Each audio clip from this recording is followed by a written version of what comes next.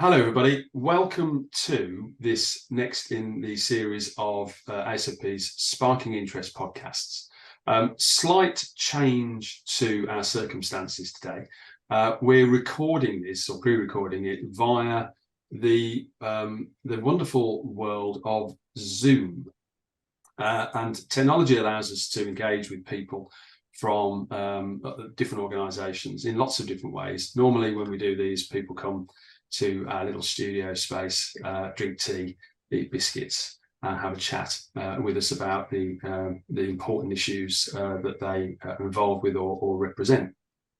In this case, we are all virtual. So a bit of a throwback to those heady days of COVID-19, if we all remember those, in terms of how this is being presented. So without further ado, we have two guests on this podcast today. The first is Kevin Underwood from the British Woodworking Federation, because that will give us a clue, will give you a clue in terms of what this particular podcast is all about. If you put ASFP and British Woodworking Federation together, the offspring will no doubt be that of fire doors. And to join me on this one, which is a nice rarity, because we don't often get the chance to sit on a virtual sofa together these days, is Niall Rowan from the ASFP, who is our Regulatory Affairs Officer. So welcome, both of you. Thank you for giving up the time to take part in this particular podcast. We put a little sweep out to stakeholders and membership, Kevin, and we got some questions. So I think I'll probably just work through them in no particular order. I don't think the order we run them through has a level of puts one above the other in terms of importance.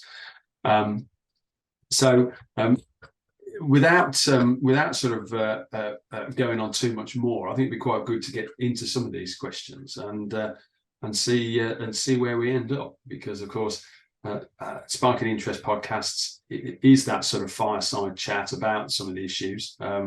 We generally don't like to try and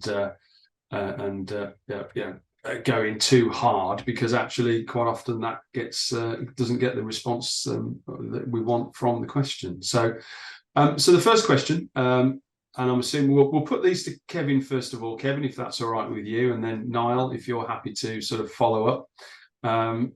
Let's see where we get to. So first question, Kevin, is what do you see being the biggest challenge for the fire door sector in the next 5 years?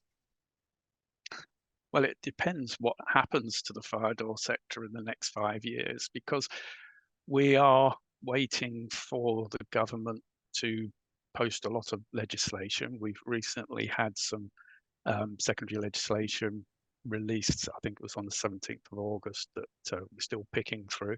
That's related to the Building Safety Act.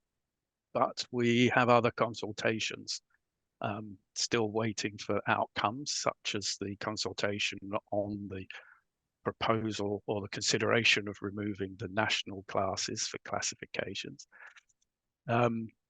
We also don't know how the government are minded to regulate construction products.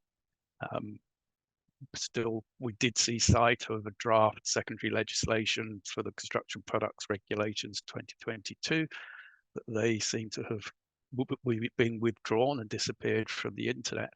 And I think we're still in discussions with the Office of Product Safety and Standards, OPSS, in how they consider they'll be regulating and enforcing the sale and production of fire doors. So it's hard to predict how we're going to be affected by things that we don't know what's coming. We also have the threat of a technical review of Approved Document B hanging over us, and we've not been involved in that. I understand that there is research work going on, but we've not been involved in redrafting. So we don't know what potential changes to ADB are going to have. So the challenge in the next 5 years is in all those areas and possibly more. how those are going to affect our industry. And I think the reference to the proposed removal of the national standard 476 from ADB. We recently did a podcast with Chandler from DLUC, excuse me, and we did press him on what he thought the outcome from the Health and Safety Executive Review might be, because apparently they're putting DLUC have commissioned them to do a report on the feasibility of this, or whether it's something that they're go to action. And he wouldn't give an answer. Of course he wouldn't give an answer, because he didn't know. So he was no more or less informed than the rest of us at that time that we spoke to him. But it does, I suppose, in terms of the standard and the industry it represents. I came from an industry which is very familiar with the suite of standards that represents fire and smoke rated operable elements. I came from an industry that they were made of fabric and they went up and down, as opposed to being made of wood and opening from side to side. And that industry predominantly invested in testing to EN standards and classifying to EN standards. And the fire door sector, certainly from what we understand, large proportions of it have maintained quite a traditional position, in the sense that they've maintained their testing regime to 476.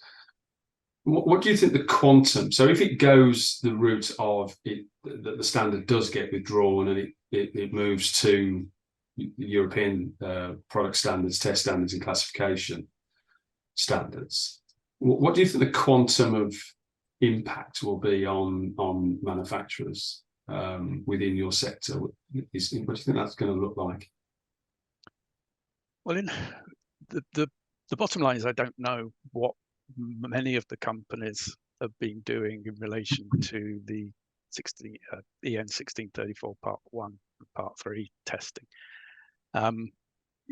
It's difficult. It's a commercial consideration, I think, for them, and playing their cards close to their chest, because if they have been doing it, they don't necessarily want everyone to know that they're fully prepared, and if they haven't been doing it, they don't want everyone to know that they haven't been prepared.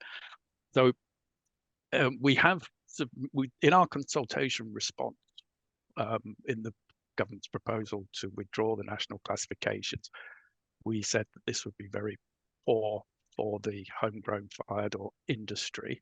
You're quite right in identifying that it has been based on 476 testing for many years.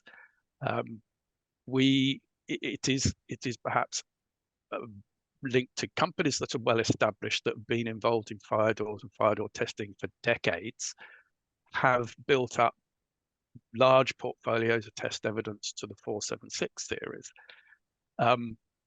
That portfolio was already extensive 20 years ago, when we were looking at the transition to the European standard. So Niall and I have had long conversations about the radar project, and we looked into, this was 23 years ago, in the effects of moving to the European system. So the home fire door market was already entrenched in 476 testing, and the differences between the 476 testing and the 1634 testing, but they wanted to continue with what they had. Now, one could say that, well, there's been a lot of time passed, but instead of that volume diminishing and being tackled 23 years ago, it's grown and become bigger and harder to change. So because the industry's been very good in getting the testing done, getting third-party product certification to back that up, it's just invested heavily into the 476 testing. And because that type of classification, the FD30, FD30S, etc., has been accepted under building regulations since for a long time. I think it goes back to BS 5588 Part 1 when we first were looking at FD30. It's just a well-established large amount of supporting data. So it'd be very difficult for those industries to change. If someone's coming to the industry fresh and has only come to the industry in the last few years, then it would make sense to start with 1634 Part 1 testing. So it seems to be that the established companies with heavy investment over decades in 476, they've got large portfolios, don't particularly wish to change. And companies that have invested in 1634 would be more interested in the change. But if I can continue, the issue moving from national classification, we lose the expert opinion aspect out of field of application reports and assessments.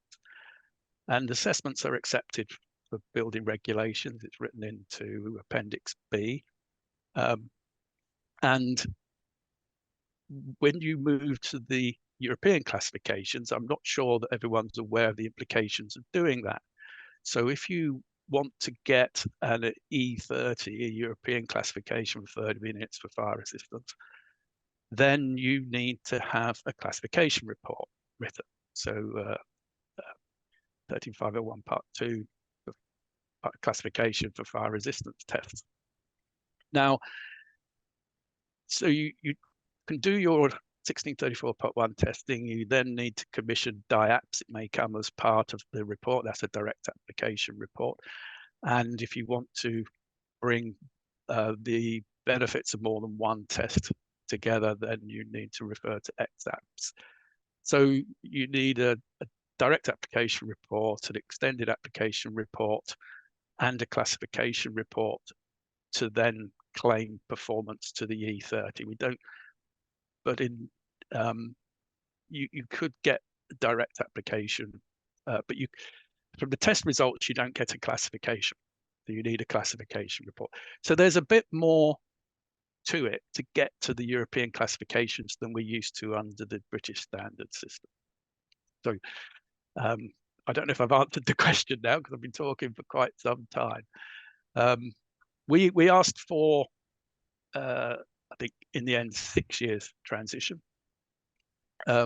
If the decision was made to withdraw national classifications, then we would, the position we're in at the moment for testing and test reports, it takes a long time to book a fire test slot, at least 6 months. It takes a long time to get a test report back. It is likely that someone starting a program of European testing and classification with the proposed transition of 1 year that the government put in the consultation, they wouldn't even get their test reports back by the end of that year. So the companies that are invested and are willing to change and wish to move, the timescales are not right. The testing and certification, the writers of the classification reports and EXAP reports just don't, there isn't the capacity to work with the industry and the large amount of testing that would be necessary. Yeah, you're right, and I experienced that in my previous careers in terms of testing to that, and of course it isn't just a question of getting the test report back. You've then got to send the test report in to get your classification report done as well. So I think, I mean, generally the ASFP, we have certain views on this. I think Niall, you've given your opinion on the proposal. Whatever the outcome is, I think one of our primary roles is to support the transition with all of these things. It's about how the transition happens, and quite rightly, Kevin, you've said, they proposed 1 year. Anybody that works in this industry knows that a year, it goes in the blink of an eye when it relates to testing and getting reports back and everything else. So that is certainly not a reasonable transition period to move away from what is a very, very well established suite of standards and test methods to something that is more complex. We work on a system of cascaded test evidence. So There are a few companies that hold the primary test evidence, large manufacturers, blank manufacturers. They cascade their primary test evidence down to a larger group of fabricators.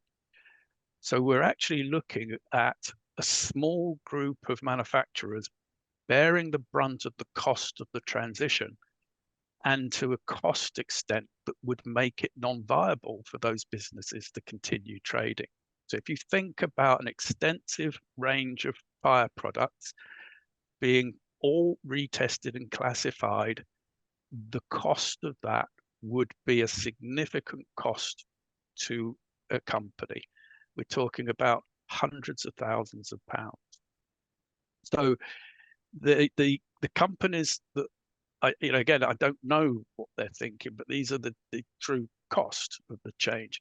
It could be a difficult commercial decision for them. The other thing we didn't mention about what could come up in the next 5 years is conformity marking. Now, at the moment, fire doors can be conformity marked CE or UKCA if they're external fire doors, and you cannot CE mark or UKCA mark internal fire doors. The harmonized product standard or designated standard for internal doors, which is EN 14351 Part 2, it hasn't been harmonized or designated. So internal door sets don't fall into the conformity marking regime. Now, if they were, that again would have an effect. It would be you couldn't provide a door set that wasn't conformity marked. So it would also drive the industry to European classification. What would also happen is, of course, we have free access for products from Europe with CE marking to the UK market, at least until 30th of June 2025.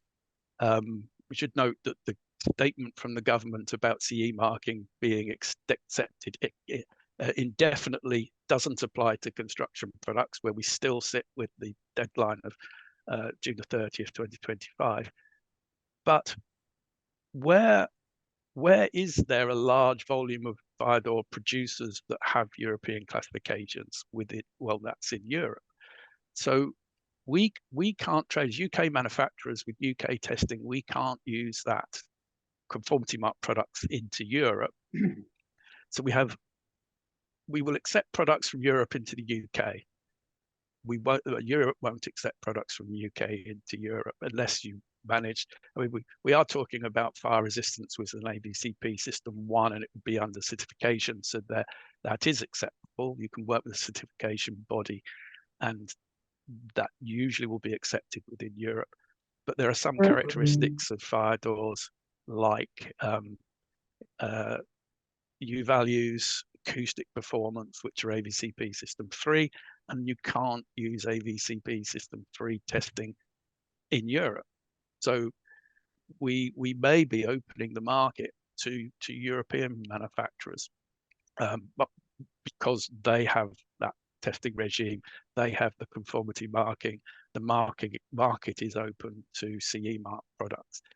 So it's the government have got to consider, by making the change, you could seriously adversely affect your home manufacturers.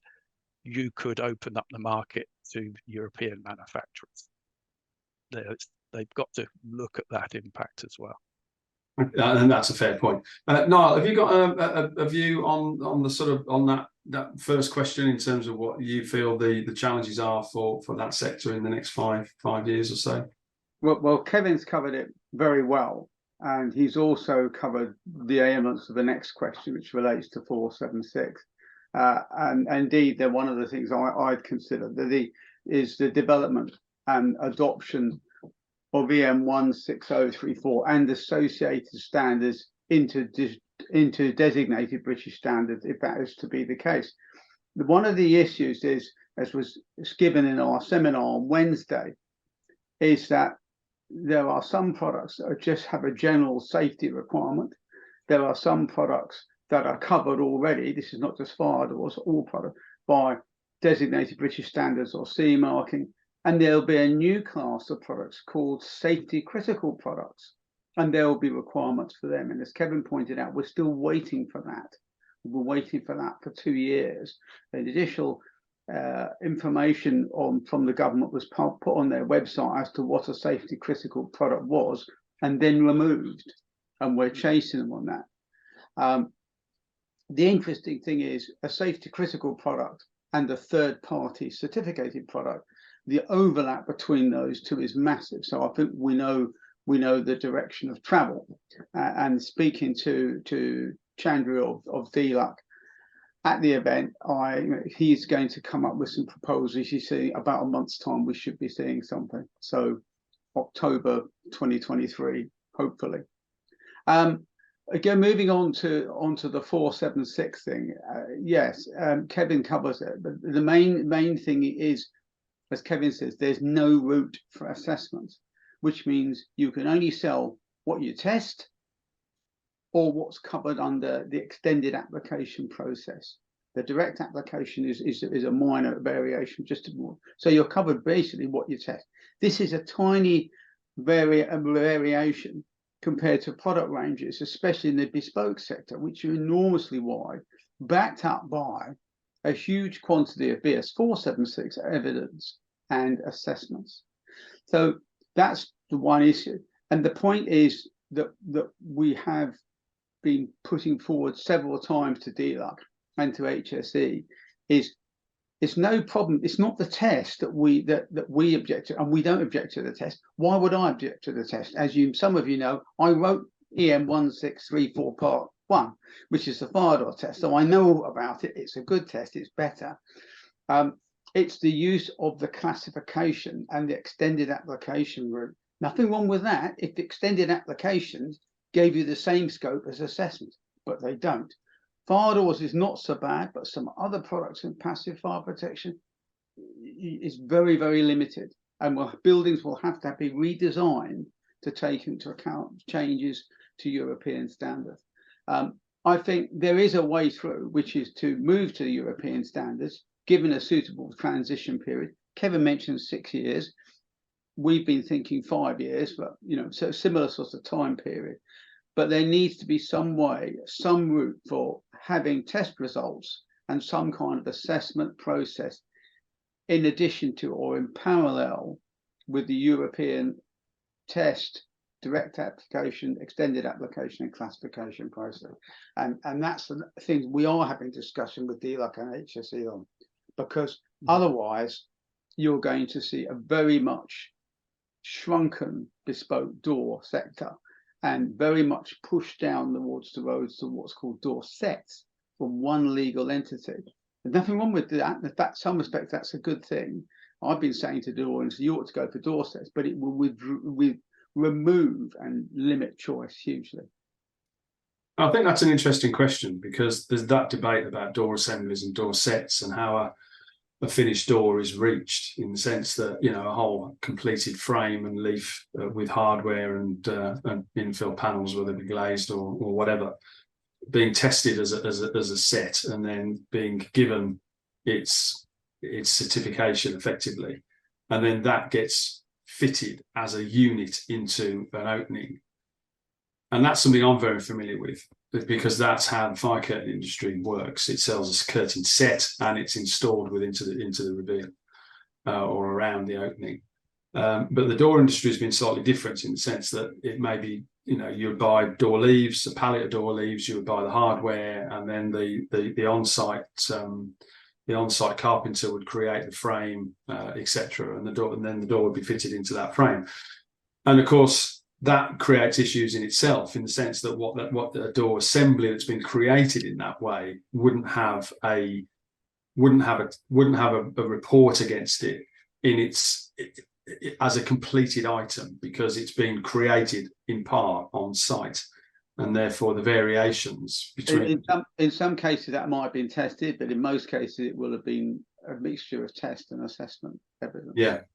And Kevin, what's your thought on the debate between door set and door assembly? Well, we're currently revising BS 8214, which is the code of practice for fire doors, and currently that code of practice says it only covers door assemblies, but part of this review is going to make it relate to door sets and door assemblies.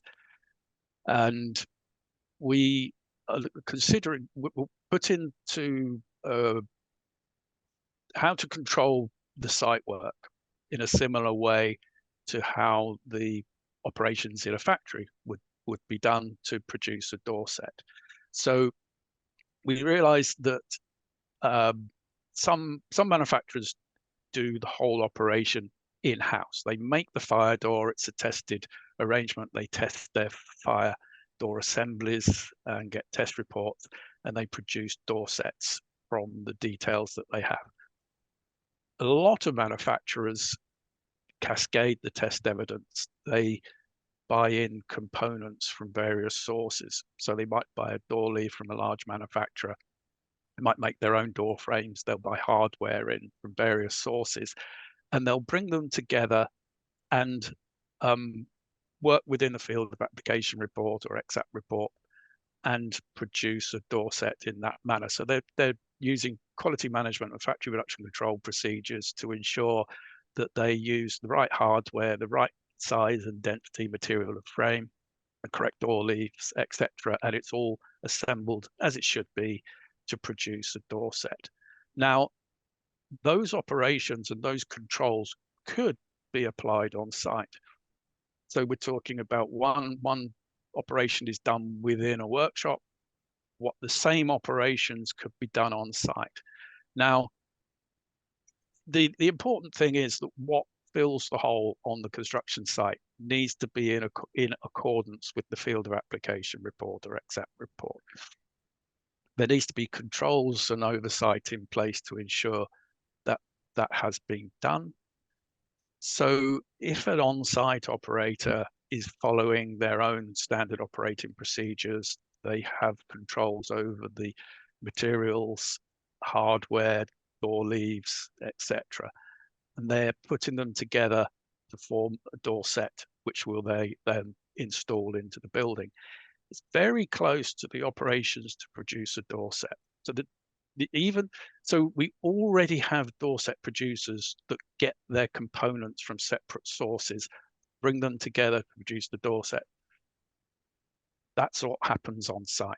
Someone can collect a series of components from various sources, various producers, but assemble them together on site. So if there was standard operating procedures and possibly oversight of what they do, like an on-site assessment or something, then they could be operating at a similar level to the workshop practices.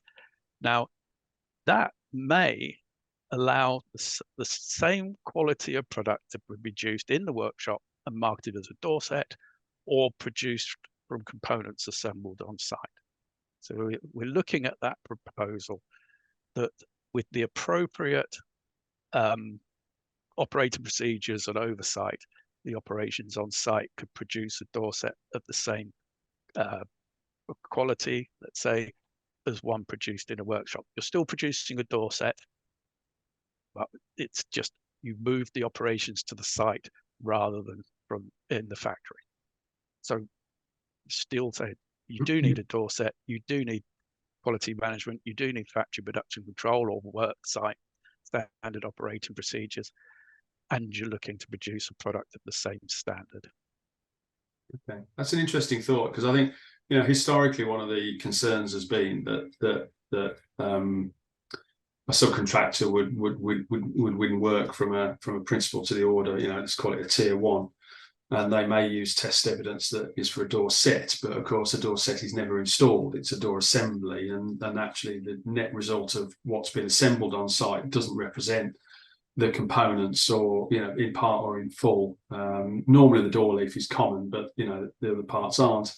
And that's been a concern. We've had quite a bit of feedback from tier ones on that point, and I think they're more moving towards the idea of European classifications on door sets when it comes to standard size doors, because of course, you know, Niall mentioned bespoke.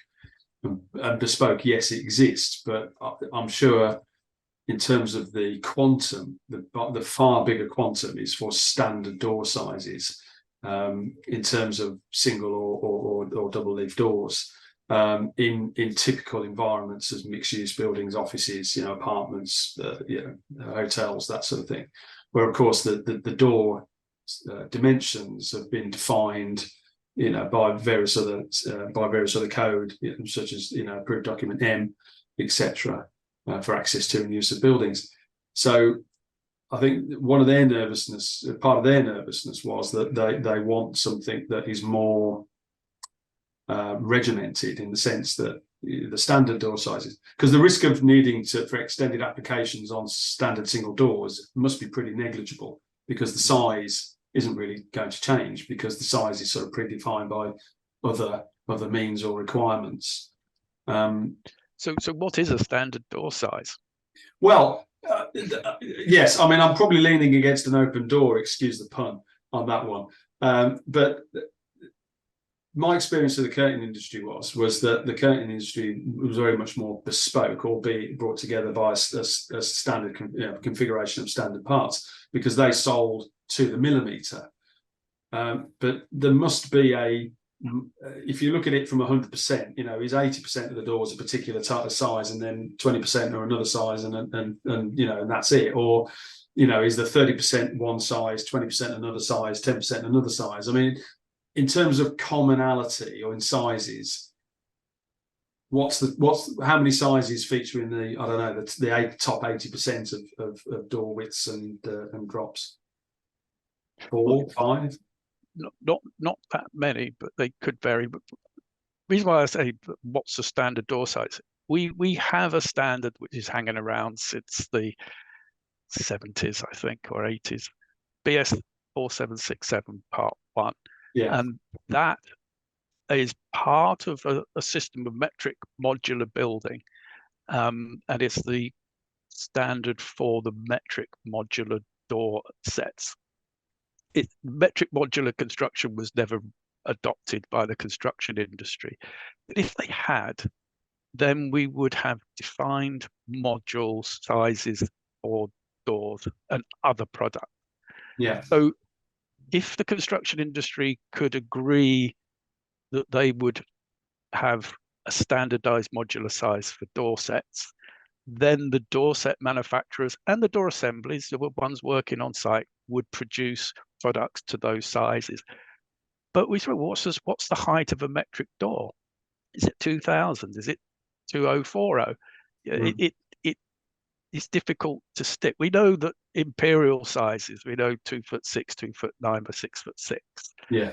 They're still used for residential properties. You can't.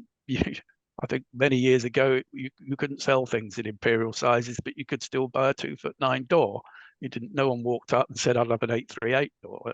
But yes, I got told off by one of the technical guys at one of the dry lining manufacturers, because I called the sheets of fire rated board 8x4, and I was very quickly corrected that they're no longer 8x4. There's something quite similar, but actually in millimeters. Do you expect a shock? It's like, when did that change? Exactly. Yes, it must have changed at some point, but clearly it didn't register with me.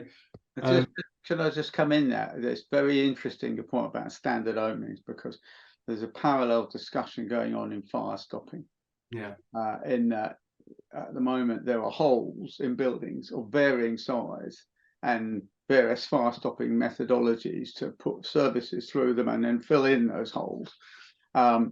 The logic is to have standard size holes for many of the services that pass through them, and then you can have standard bits of fire stopping, and it makes the testing and certification and design of it a lot easier.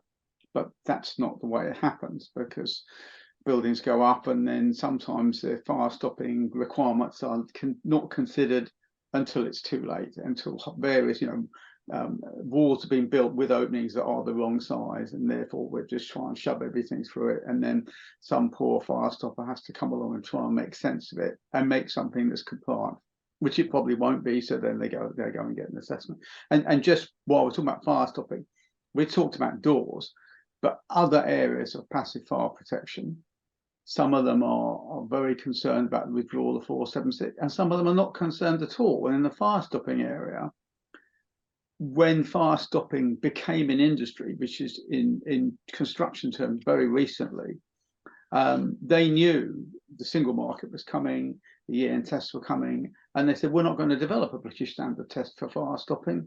We'll stop using ad hoc tests based on BS 476, and we'll go for EN 1366 series, 1366 part 3 for penetration seals and part 4 for linear joint seals. So they're kind of not that bothered really about the move away from BS 476. Other industries like the steelwork industry, they can do it because they sell all their products all over Europe, but it means more thicknesses because the test is more severe, so there'll be an on-cost on it. But just to say, because we have this discussion about, and it tends to major on fire doors, there is more than just fire doors, and the situation is variable. Actually, sorry, I just wanted to pick up on one thing, because I know, Niall, you mentioned earlier that you were one of the primary authors of 1634 part 1, which is a standard, you know, probably I and Kevin are very familiar with. But of course, that landscape has changed over the last couple of years, where effectively they created an exap of EN 16034, just to make life more complicated, add some more numbers to the standard. But keep the numbers almost the same, which is really confusing. Of course. Sometimes just turn them around. Indeed, just, you know, what's in a number? Kevin, I mean, do you have any? Is there any challenges you face with 16034? I mean, do you think it's is it a good standard? Does it accommodate outside of 1634? Does it accommodate your market? Because we've had feedback from a number of market sectors in varying degrees of yes and an absolute no, to the point that one market, actually there's an internal debate going on within that committee to give an answer as to whether actually that standard does represent that industry sector. Fire curtains, is it? Yeah, what's your view on 16034? Okay, well, 16034, so what is it, 2015? Many years ago, the mandate to TC33, the TC33, which is the Technical Committee for Doors and Windows in Europe, responded back that they would write 3 standards to cover the mandate for the overall performance of windows and doors. So we had an internal door standard, an external doors. I mean, sorry, a couple of windows where they do, but we're talking about doors. So external 14341 part 1, internal 14351 part 2, and there was going to be 14351 part 3, which was going to be the fire characteristics. Now, bizarrely, that numbering changed to 16034. Now, we're in a position right now where we have a harmonized or designated standard in 14351 part 1, and we have a harmonized designated standard with 16034, which 16034 only covers the fire characteristics, and 14351 part 1 and 14351 part 2 do not. Now, 16034, its designation and its harmonization, its reference in the official journal of the EU, says that it has to be used only in conjunction with 14351 part 1 or 13241, I think it is, which is the commercial and garage doors and gates. Yeah.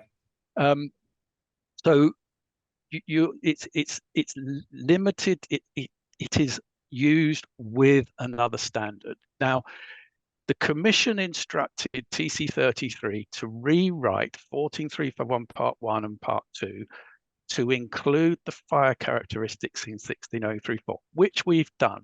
Working Group 1 at TC33 have completed the drafting of those updated product standards.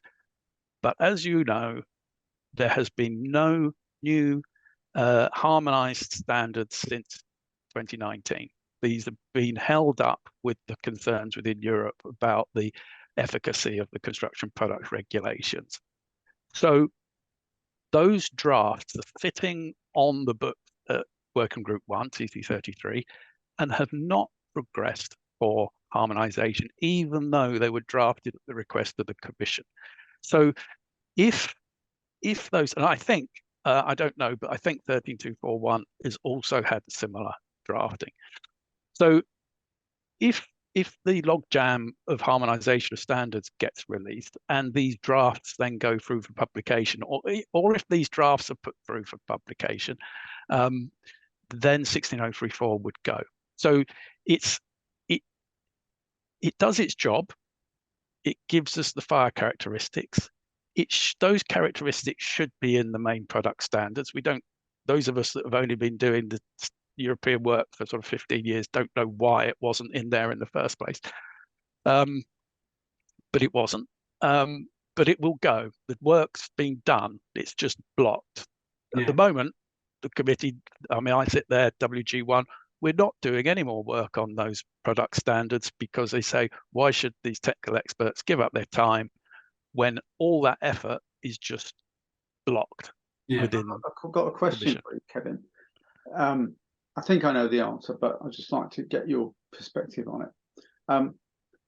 With Brexit and with the move to UK CA marking, what's to stop BSI taking over the remnants of 241, was it 341 and 16034, and doing that job that the current TC33 won't do, and creating a designated British standard for fire doors, including their fire protection? No, TC33 has drafted those standards. Well, you mean a designated standard for fire? When the standards are for doors, which if you allocate fire characteristics to a door, it becomes a fire door, but it's a door with fire characteristics. They've done the work. Not that they're not doing the work. I'm not accusing you of not doing the work. The draft standards are there. So, if UK wish to designate those standards, they should. I've said if they're going to consider designating 14351 Part 2, don't designate the version which is available now as a published standard. No. Designate the one which is the current version. I mean, this is across the board with conformity marking. The standards that we conformity mark to are not the latest versions of the standards. As we know, 1634 Part 1 testing for conformity marking, we're now on 2018. We're reviewing 1634 Part 1 right now in ZEN-TC 127 WG3. But you've got to test the 1634 Part 1 2014 for conformity marking, because that's the dated standard in the product standard. So it's balmy. You've got what did I say? 2019. So we're now 5 years since we've seen a harmonised standard that is stagnated. I'm going to wrap it on about the problems with the CPR. A lot of the standards that we work to, including 14351 Part 1, were written under the CPD. They're not even written for the CPR. And this is why there's confusion in how the CPR should be applied, because the standards are referring to the way you did conformity marking under the CPD, not under the CPR. So it's a mixed message. There was a time about 10 years ago when the Commission became obsessed about the legalities of it.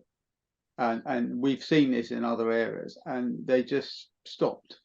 Progress stopped. Yeah. And, which is quite often what happens, isn't it? For us. You get an impasse because people are more worried about the legal aspects of these things as opposed to the practical application of the use of them.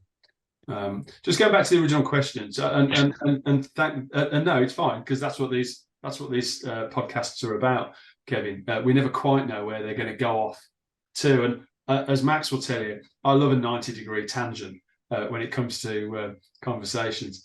But just going back to the question about 16034, if the standards that are currently pushed into the sidings get released onto the main line, does that effectively mean that 16034 is redundant? Yeah, because it's just written as the fire characteristics for internal and external doors, windows, and industrial doors, commercial doors, and gates. And if those standards, of those primary product standards, get the fire characteristics written in, then 16034 is no longer viable. It has no purpose. Not a product standard in itself. No, you're right. It's you can't CE mark to 16034 on its own. You have to CE mark it with one of the other product standards. Correct. And this is a thing that we quite often come across. People think CE marking is a panacea to quality, and we say no, it isn't. It's about continuity across a common market of if you buy a kettle that's from a company and they've got 3 manufacturing plants, one in Britain, one in Germany, and one in Poland, that model of kettle is exactly the same and has been manufactured to the same level. And there is this misconception that CE marking is this panacea to quality, is equivalent to third-party certification standards and schemes. Now, again, we know that third-party certification is not the panacea to all the ills. It's one part of the machine that eventually will give a much greater level of confidence in terms of quality, performance, and competency, which I'm going to move on to, actually. Did you notice how I did that, Kevin? Yeah, nice segue. I have the perfect face for radio, as I've been told on numerous occasions. In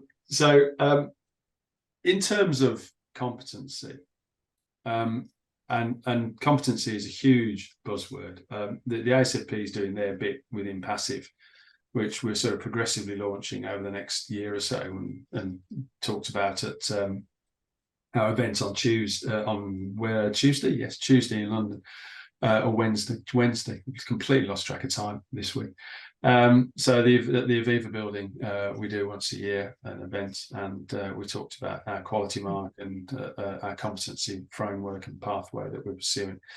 In terms of BWF and fire doors, I suppose specifically, what's your sort of roadmap for competency? How do you see it going? Where do you see it going?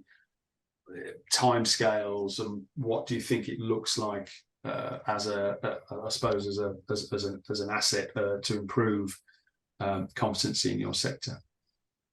Well, we've been working for many years now with the competency steering group, working groups 2 and 12. So 2 is for construction products installation, 12 is for construction products generally, and in both there's been a lot of movement towards end results. In working group 12, we're now leading on a subgroup looking at fire door installation, and the mapping of the competency within that industry. The work is very much underway, linking functions to qualifications and accredited training, so that it's easily demonstrated that people are competent to do the installation tasks that they're being asked to undertake. Similarly, in working group 12, we produced a way of mapping competency for construction products. So if someone's producing the door set or components to go through for a fire door installation, that's then going to be handed over to an installer who's competent to install, the route to market to produce the fire doors also has to be done through people who are competent, whether that currently is through the production of the door set through the factory or through distribution routes like through builders, merchants, etc. There's a need for people to understand their responsibilities and the level of operations, for example, that they can undertake. So heavily involved in working group 2 and working group 12. We're soon within working group 12 to launch the white paper on construction product competence. BSI have accepted it as a project to produce. I think it's one of the BS 867 series under CPB1. So there will be a code of practice for construction product competence standard, not a PAS, coming out of BSI shortly we'll start drafting that. Shouldn't take too long. So very much ingrained in the competency steering group working groups. We're also looking at raising the bar of competence generally as it stands today.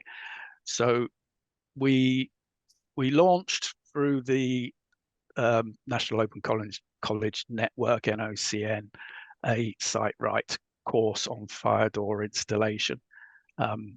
This allows people to do a 2-day course, attending in person, and then if they go and do an on-site assessment alongside of being successfully completing the course, then they can get acknowledgement which can be entered onto their CSCS cards to show that they are competent for the installation of fire doors.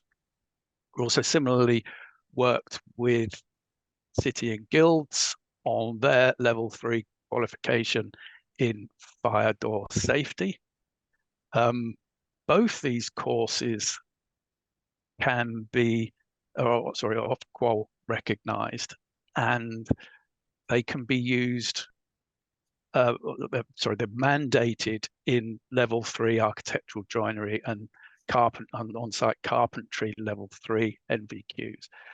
So we've done a lot to work with getting good quality level training and assessment and qualifications, so that the knowledge of fire doors, having a course on fire door safety and installation written into the level 3 qualifications for those people that work with timber, means that soon everyone who's qualified working on a construction site with wood would have knowledge about installing fire doors.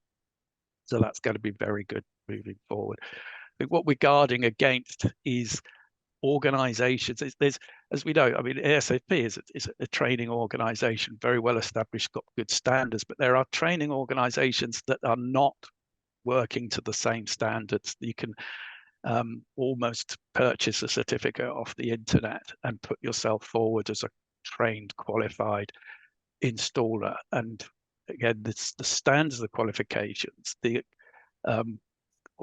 properly acknowledged Ofqual approved qualifications are going to be important. So we want to try and steer people away from possible qualifications, things with less efficacy, with less of a background. I think, we're heavily involved in improving the understanding and qualifications of people in our sector. Yeah, and I think it's about sort of, I think, the SCEB, we've sort of been following the SCEB, the skills, knowledge, experience leading to behaviours route. We've been, as you rightly say, I mean, our training and competency trajectory is significant at the moment, and part of that was sort of natural evolution for the ASFP, but significantly part of it was as a response to obviously what happened in June 2017, and the industry's and Hackett's demand for the industry improving itself, and the demonstrable level of competency or lack of that was around. So Niall, any thoughts on that? Yeah. Well, so I mean, there's a lot of parallel activity being undertaken in the ASFP in something called the Fire Stopping Specialist Subgroup, which works under Working Group 2 under the Competency Steering Group, and I chair that group. And we've produced a competency framework, or the beginnings of a competency framework, which has just been out to consultation. We're just about to review the consultation. But I noticed, Kevin, you spoke a lot about courses and qualifications, but the competency framework must stress skills, knowledge, experience, and behaviour, and qualification of courses is only one part of it. I'm sure you'll do that, but I just thought I'd make that, because that was one of the things that we had. There was, when Working Group 2 started for competence of installers, everybody, including me, went up and said, we have the solution. It's blue cards, it's third-party certification, it's courses. And the answer is it's a bit of everything, and nobody had a clear vision of that. That's a statement. But my question for you was the 2-day, I think it was National Occupations College 2-day NOCS course. Is that a practical course? And did you have difficulty getting colleges to run such a course? Well, not through the NOCN. When it's run through a college, then there can be a practical content. There are people who just give the course. It's a presentation, let's say, and an assessment. But sorry, it doesn't have to be run through a college. But we have a lot of interest through the NOCN for delivering that course, and I don't think we had problems with people signing up to deliver it. To get to the full, or to extend it with the on-site assessment, then that has to be done practically, of course. Well, from what it says, it's going to a site and being seen to be installing a fire door. Because I've asked the question because we found the training establishment loath to get involved in kind of mucky construction areas. You know, they're quite happy to do other national occupation skills. Yeah, but when it comes to construction, you know, you try and find a course that will do fire stopping, and there almost aren't any other than the small providers or knowledge providers via presentations and so on. But in terms of practical training, there's very little available. I think you're opening up a new can of worms there, which is the way that colleges and courses are funded. I know. But I think practical training, whatever the passive fire protection, is crucial. Yeah, we see the manufacturers doing practical training, certainly, and you know, there's a couple of our new members have opened up new training facilities, but of course predominantly that's to train installers in their system or product, because of course that sort of buys loyalty on site. And there's nothing for a manufacturer, there's nothing better than breaking the spec away from one of your competitors' products, where the installer that's been commissioned on site turns around and says, I'm not trained in that product, but I'm trained in this one. Can you swap it out on the basis of being equal? It's evidence, being equal and approved. So there is training, but it's training for, I suppose, different reasons. And by the way, there's nothing wrong with training installers to be loyal to your product. It's something the manufacturers have done for years, and in some respects, the byproduct is that it has improved skills and knowledge on that basis. But of course, it's not quite as it's not formally. You can't formally evidence it. It's not got a formal framework that sits behind it, as you sort of pointed out, Kevin. So, is there anything different or new that your members or the industry will be looking at in terms of competency within that sector, within the door sector?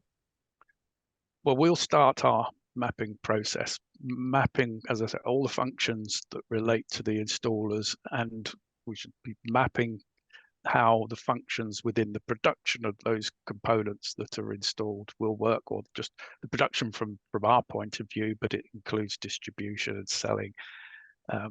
There's a lot of elements involved from when something's produced before it arrives on the construction site, and each stage in its life, the people dealing with the products need to be competent at the appropriate level. So I see that in relation to competence, we will continue to work to produce training and qualifications to meet the needs of the industry. We will look to map how the industry is qualified, the different skill levels that are needed for different functions within the industry, and try to give the sector a clear view of what level of competence people should have. Till it's presented to them and saying, right, if you're doing this function, you are able to do these type of operations, and this is how you can gain the correct skills, knowledge, and experience and behavior characteristics to achieve that. The immediate work is to do that mapping and then make it clear people can look at themselves then and see where gaps are, see where people need improvement. It'll be useful for career development and so on, CPD. It'd be enlightening to get a clear view of where the gaps are, where people work well. I think that, but for the BWF, we've noted, it used to be the case, it was very good for me to hear most members saying, well, one of the things that we want for the BWF is technical support. However, that is equal to a desire for training and qualifications. Yeah. So, you know, an equal par now, we have organizations signing up because they want to learn, they want the training, they want to develop their skills. That side is very important to the BWF, as is the technical side. But you know, they are of equal worth to our members. So it's very encouraging to see that there is a great desire to learn. And I think that's been driven by a number of things. One is that people holistically, people have, or you know, it's a holistic drive in the sense that people have a natural want and desire to improve themselves.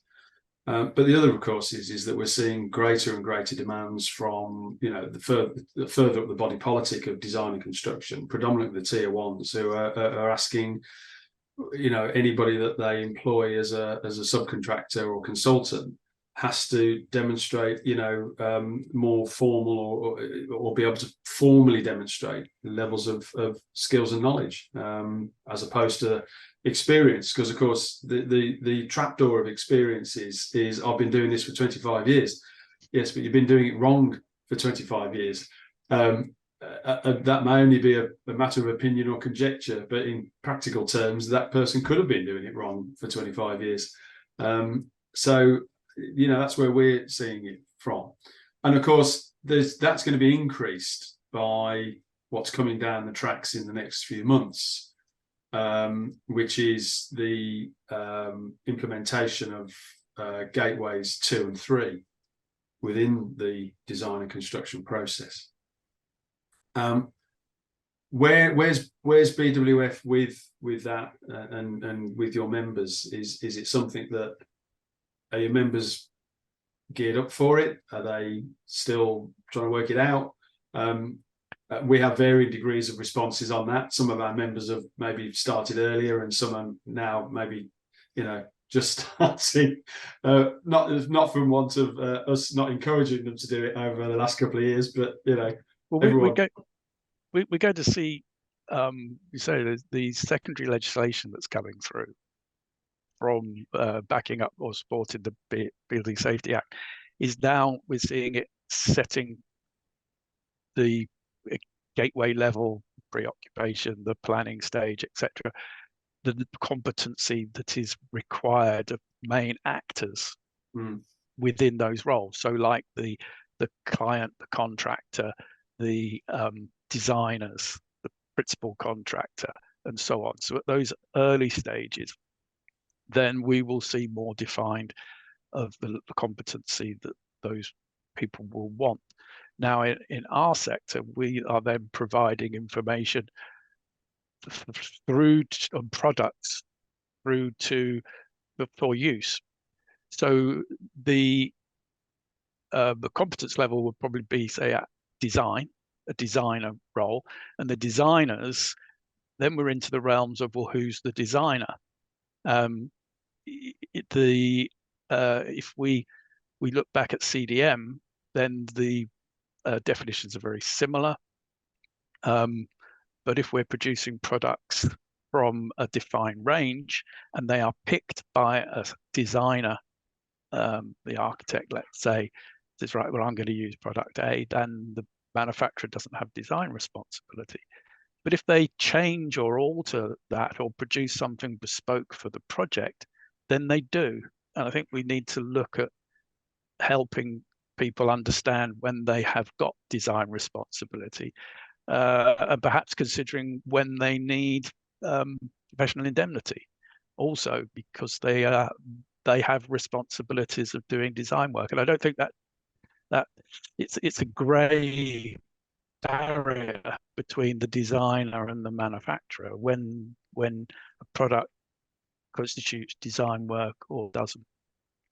So I think our industry may still need to step forward and understand more, but this will come from the mapping of the industry and plugging holes in competence, ensuring that the knowledge about products, that how they're presented to the industry, how they are managing any design work that would come their way, bespoke products, as I say, alterations, site-specific changes to products, they need to be done competently. We're looking there, if you change a fire door, is it something that's covered in the field of application report or XAP? Is there going to be any further testing needed? Are you going to need to extend the scope to achieve that?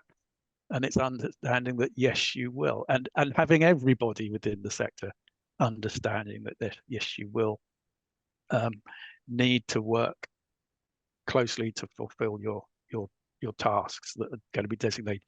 So there's a lot to pick through within these sets of secondary legislation. I think the clear thing is pick out the areas where a standard of competency or responsibility is a role within the Building Safety Act and its secondary legislation.